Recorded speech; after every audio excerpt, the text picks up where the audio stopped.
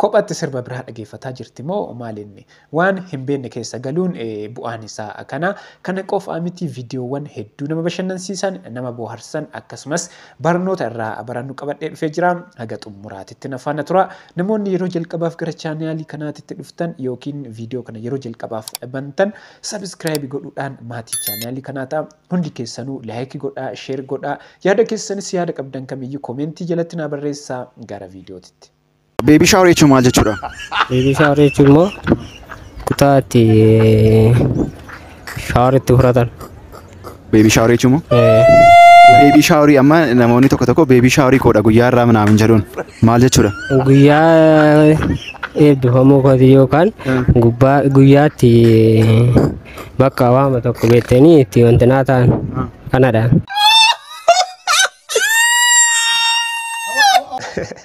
Wanti inni deebisaa jiruu fi gaafiin inni gaafatame walitti dhufu namni tokko deebii deebisuun dura gaafii gaafatame san sirriitti beekuu sirriitti hubachuu isa barbaachisaa erga waan gaafatame san hubateen booda deebii deebisuu qaba malee callisee akkanumatti waan arge haasa'uun sirrii miti.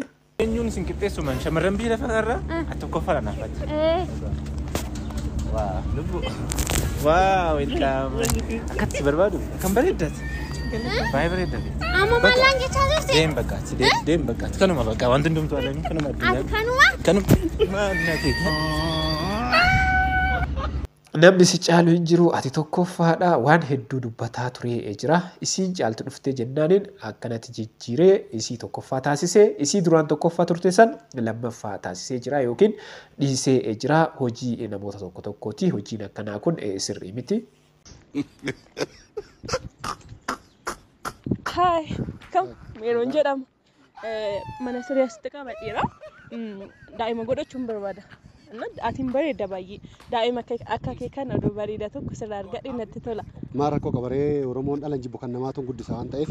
Lakki kuni lakki Firaankiidha gootu dhiisi gahu.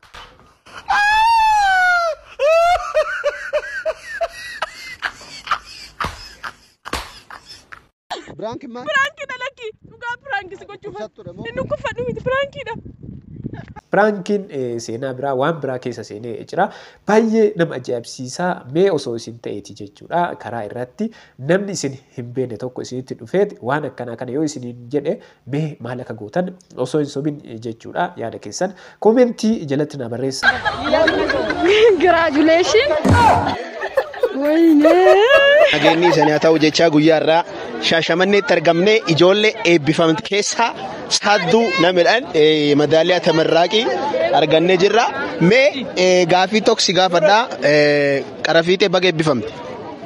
Bagolumaan gammadde. Baggammaddee qaashi gaafii nan si gaafadhu jiisi jechuun maal jechuudha? Jiisi jechuun? Jiisi jechuun? Jiisi? Congratulations. Wayne. Salphina guddaadha baay'ee nama ajaa'ibsiisaa nama gaddisiisaa barataa yuunivarsiitii taatee waggaa xumuraara yoo geettu jecha kana irra deddeebiidhaan itti fayyadamta waan ta'eef wallaaluun salphina guddaadha inni itti aanus viidiyoo kana fakkaatu. ጂሲ ማለት ምን ማለት ነው? በምን ወይ አሁን እናንተ ጂሲ ሆናችሁ ነው አይደል የተመረቃችሁት? ጂሲ ነኝ ስትይ ነበር አይደል? አሁን ይሄን የመጨረሻውን አመት ጂሲ ማለት ግሪጎሪያል ካላንደር ማለት ነው። How old are you? How old are you? I am fine, thank you. Oh, what is it?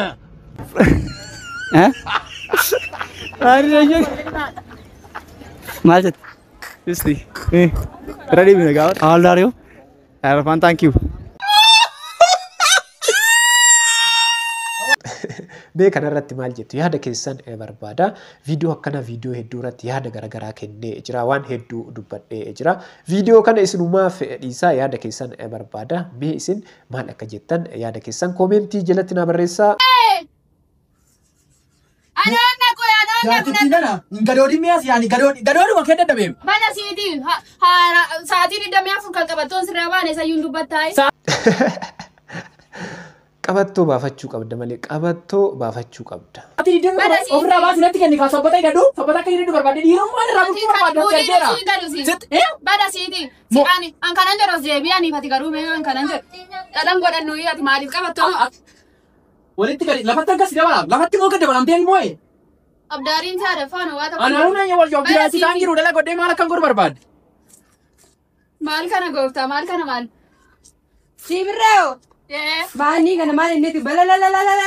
Bani balala giifti ko maalo kottu taati taati ani dirsa nama argeera kana akka kana nagarre. Inni tu akka ko dirsa duuda chee ko dirsa maal. Amma maal godhe dhaggeeffadhu sitti hima. Ganna kana dhufa giifti ko. Hin dhufa. Jamba mani deeme ol gala mana bata ol gale. Illa sheetti akutu. Akutu ammayyurra akutu sammaal tura dhabama sa.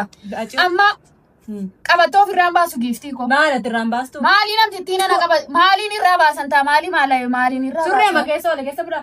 Surre akkuma ittiin dhufeen qabattoo kana laa sittiin godhannee giiftii kola. Minaa qabii bilbila konaa qabi. Qabattoo kana sittiin godhannee. Albaadhiira. Irra fa'innaanii gada kana naquuqe maal taate ofirraa baasennaa maal jila qabattoo koo keessaa akkuma alkaansaarraa fide. Rabbumtirraa jireenyuma irraa jiru derigaa. Alba'aa dhiiraa jettee kun dhugamaanu sa'aatii 24 qabattoo hin baafatu yoo ta'e alba'aa dhiiraati. Haadha manaa fuutee ijoollee godhachuuf dhala godhachuuf dirqama qabattoo baafachuu qabda. Yoo qabattoo hin baafanne ijoollee dhala argachuu hin dandeettu waan ta'eef dirqama baafachuu qabda. Yoo kan hin taane ammoo alba'aa dhiiraati. Mee waan si gaafadhaa dhafaa ta'e amma dubarri shamarran baay'atanii jiru hin beekta. Atamma abbaa manaa tokko musliima rabbiin sii kennee abbaa manaa fuutu itti heerumtee haadha warraa lammata nam fuudhaa yoo siin jedhe hin heeyyamtaafi.